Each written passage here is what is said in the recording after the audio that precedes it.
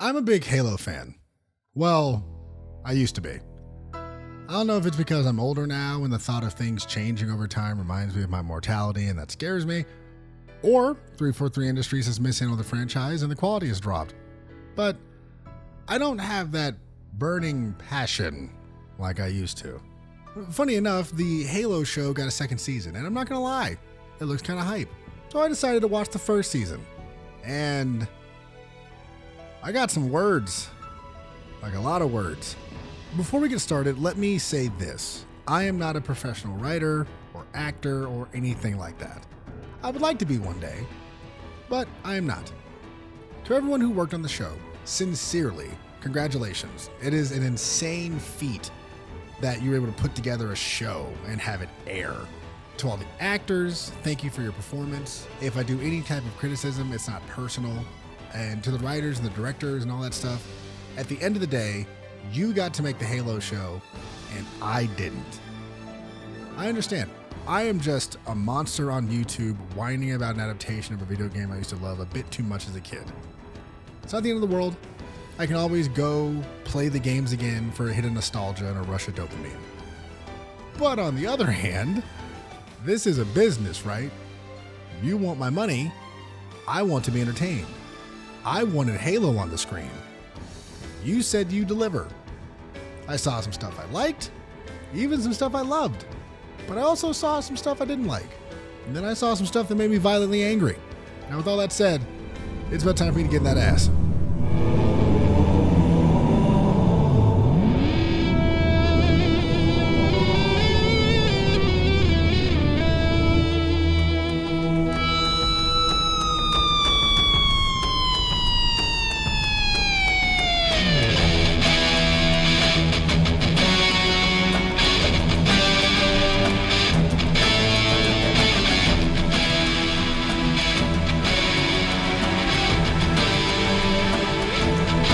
Adaptations are a minefield, right?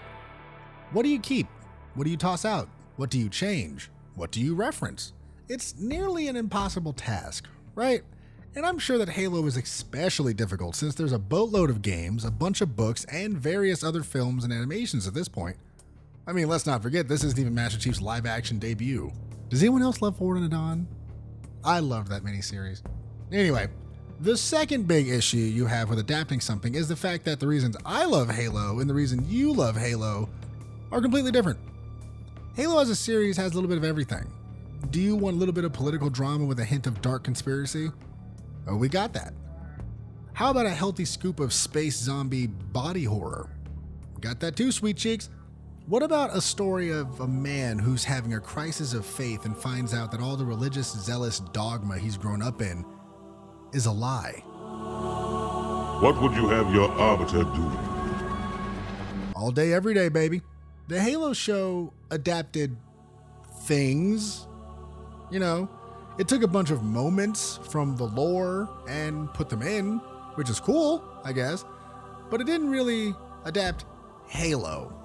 Does that make sense? It's just kind of talking, flapping its gums, yapping, if you would. There's Halo-y stuff, there's Halo-y characters, but it decided to stitch a bunch of important moments around a new original plot and then kind of wrap that in a remix reimagining of the first half of The Fall of Reach. Is that the worst decision? No, far from it, honestly. I think any decision can be good, but it depends on the execution. And in my opinion, the first thing the show executed well is the look. The show looks like Halo. And that sounds like a no-brainer, right? Like, of course the Halo show should look like Halo, but you'd be surprised. There have been entire crusades fought on the internet about the change in art style from Halo 3 to Reach and from Bungie's games to 343's games. And I'm talking some real scorched earth, salted field shit. It was brutal. So I'm happy that things look pretty good. The Spartans look like Spartans and the Covenant look like Covenant. It's not exactly a one-to-one recreation, and there are a few nits I could pick. The armor on the elites is kind of weird. Personally, my favorite elite design is a tie between Halo 2's and Reach's. And the elites in the show don't look like either of those. They kind of have this kind of low-tech plate armor samurai look. It's not my favorite, mostly because that's like the Arbiter's thing. Like his armor is supposed to look like that, but the other elite's supposed to look a little bit more high tech. But it's not offensive. I just thought I'd mention it. As far as the rest of the show's presentation is concerned, it's not bad. The action is solid, and personally, I enjoyed the violence. Believe it or not, the games aren't really that violent. I'm not saying I need buckets of blood and guts to enjoy myself all the time, but Halo is about war, and the books definitely have some brutal deaths in them. There's one scene in the books where a hunter just like cuts an elite in half with his shield arm. It's crazy.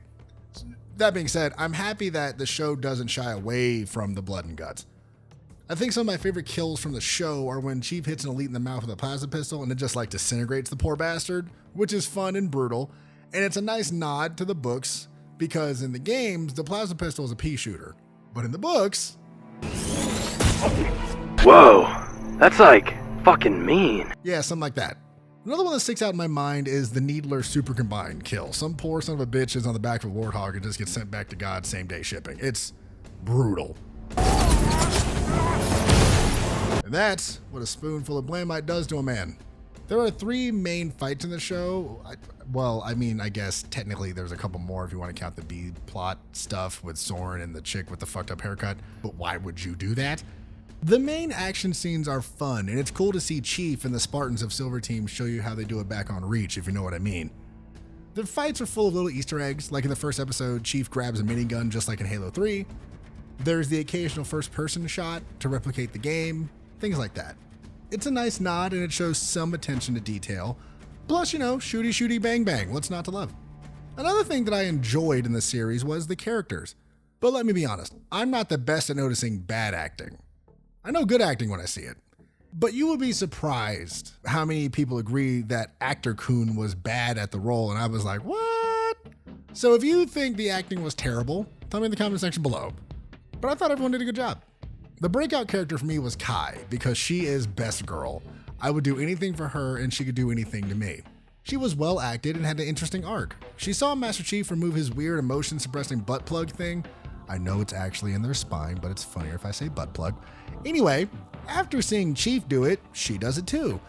And while Chief is having a continuous stream of self-imposed trauma dumps and existential crises, Kai is out here living her best life. She's dyeing her hair, she's smiling more, she's cracking jokes, she's even making new friends. It's awful. No. I just don't know what came over me.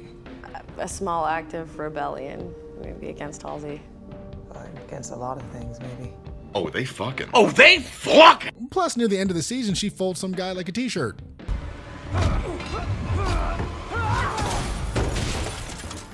No maidens. So that was pretty entertaining. Overall, I thought everyone did a good job. Keyes was believable as a man with a good heart but a dark past. Miranda did a good job at playing the young blood with something to prove with mommy issues. And Dr. Halsey is the goddamn devil. She's great. Cold, calculating, she's an expert manipulator, and honestly, she's more scary in the show than she is in the books or games. And they got Jen Taylor to play Cortana, and she kills it as usual because Jen Taylor's amazing. The other Spartans in Silver Team, Xanax and the Rizzler, are good at playing Spartans. They are stoic and blunt, but have a little bit of personality that pops up every now and again. And Master Chief is pretty good too, for the most part. And with that, I think it's about time to get into the negatives. First of all, I'm going to be blunt. The guy playing Master Chief, Pablo Schreiber, hopefully I'm saying that right, he's not bad. He has a good voice for it. He's not Steve Downes, but that's not fucking fair.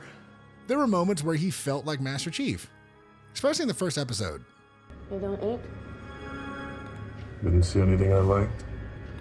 Yeah? What is it you like? Nuts, bolts, microchips. That was a joke. Yeah, no, I've gathered. Like, that is perfect Chief. Funny, awkward, dry, and kind of charming. And that works. That's how Chief is supposed to act. And hey, I'll be honest, I don't even mind him taking the helmet off. The scene where he does it makes sense. And in the books, he takes it off. It's not that big a deal. In my opinion, Pablo more or less fits the description of Master Chief in the books anyway. So, I'm good. Now, would I have preferred he never take the helmet off? Of course. Master Chief is the big green power armor. And the games have never shown his face. All we've got is his eyes. But like I said, adaptations are a minefield. I get why you took the helmet off. And yeah, I heard the shit that Pablo said about actors, that's their greatest tool or whatever the fuck. Whatever. I get it, but there's tons of other characters that have never taken off their mask. The Mandalorian keeps it on 99% of the time. Michael Myers has never taken it off. Every Power Ranger keeps their helmet on. I'm not saying they're great actors, like they have to overact, but the show's also for children. So, it kind of balances out in the end. There's ways to show expression and emotion without your face. At the end of the day, actors are divas, so what are you going to do? If it was my call, he'd be in the damn helmet, end of story. But it's not my call. The show wanted to have Master Chief be a bit more of a character.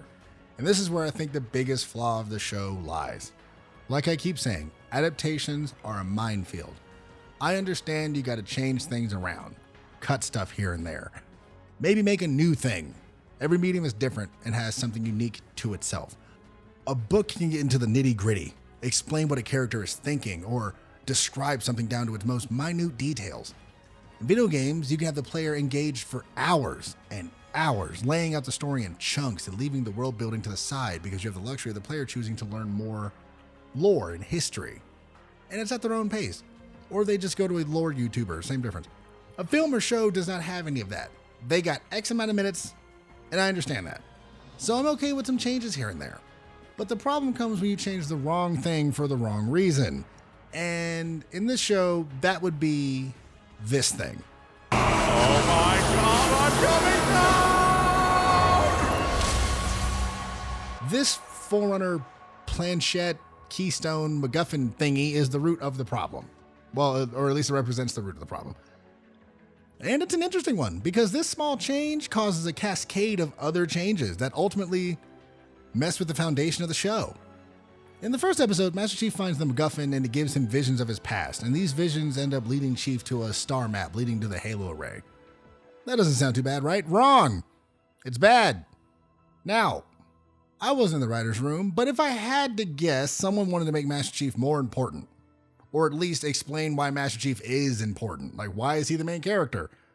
And in the source material, Chief isn't that important. He's just kind of in the mix. Stuff keeps happening around him or to him. He's not the strongest Spartan. He's not the fastest. He's just a good leader and really lucky. And I don't mean magically lucky, although I will admit sometimes it feels like that, but I assure you, no magical or spiritual force gives Chief his powers. He's just abnormally lucky and really good at killing shit. But that wasn't good enough for the show. They asked themselves, how can we make Master Chief the chosen one? And they came up with this MacGuffin thingy. But it can't just tell him where the other MacGuffin is. That would be too easy, right? So what do? They add this wrinkle of it slowly unlocking his memory so everyone can go on a wild goose chase across the galaxy. Why are his memories locked away? Well, of course, it must be Dr. Halsey. That's not that bad of a change, right? Wrong! It's another wrinkle they changed because in the source material, all the Spartan 2s, including Master Chief, are fully aware that they were all kidnapped by the government, had a clone take their place, and were forced into the military to become super soldiers. Why? So they could stop an insurrection because farmers out in space didn't want to pay taxes. Yes, all of that is true. Spartans were made to keep farmers and their kind in line. Anyway, not in the show. Well, they were still made to murder corn farmers, but that's not what I'm talking about. Now the Spartans don't have any memories because of their emotion blocking butt pill thing. Why is this a significant change? Well, because of the butt pill suppressing his emotions, Chief is having flashes of his parents and he's starting to become volatile and confused. So he cuts out the pill and starts having human emotions again, but this is new to him, so now he's snappy and argumentative, quick to anger. Later in the series, he goes to punch Halsey straight in the mouth and Cortana has to shut him off like a laptop. Shutting down neural bridge. And that's not even talking about the time later in the show where he throws Halsey in a room and tries to cook her with radiation. Master Chief starts fucking bugging, to put it plainly. Why? Because emotions are new and scary. He doesn't have the butt pill anymore. Why doesn't he have the butt pill? Because the magic psychic space MacGuffin brought back his memories and they were being suppressed. Why did the MacGuffin make the memories come back? Because Master Chief is the chosen one, because he touched the other MacGuffin as a kid. So if he slides this MacGuffin into that MacGuffin, we can find the Halo ring, kill the Jabberwocky, and win the space war for freedom and justice for all. Yay. Am I making sense yet? This makes Master Chief a different character entirely. Not a bad character, to be fair. Pablo is a good actor, and I like some of the stuff he does. But I just can't say this is Spartan 117. Chief in the games is a broken shell that was tortured, brainwashed since he was a child. After that, he was thrown into one of the most brutal conflicts in history. He has killed countless enemies, human and alien, and saved humanity at least like 2 or 3 times over and over again. And don't get me started on the Flood. The man went from fighting alien space Catholics to eldritch space zombies made from powder of the gods. But despite all of that, Chief had an iron, indomitable will, a loaded gun, and some dry jokes locked and loaded. You don't need him to be the chosen one because he's already the GOAT. Do you know what I mean? You know, the more I think about it, I wonder if the show would be better if it was a different Spartan. Because if the show was about Yeezy 808 or whatever, a lot of this stuff works. Yeezy can be emotionally unstable. Yeezy can have a weird butt plug thing. Who cares, you know? He can yell, scream, assault people, and have sex with whoever he wants. Oh, fuck, I forgot about the sex scene. Ugh, fine. Okay, near the end of the season, Chief runs into this chick. Mako, whatever.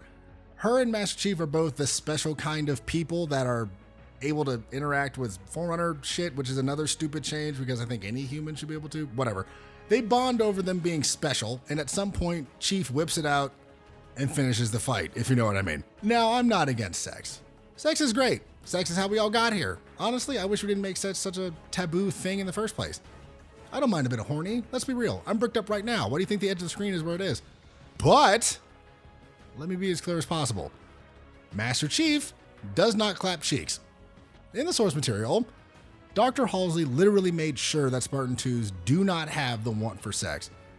Except for Black Team, kind of. We don't talk about Black Team. Moving on. Look, I know this is an adaptation. So they wanted to make it a little bit more adult. Get people talking, give it that Game of Thrones edgy vibe, and you can tell because all the man ass that they show. Thanks for that, by the way. I love all the square male cheeks you just flashbang me with.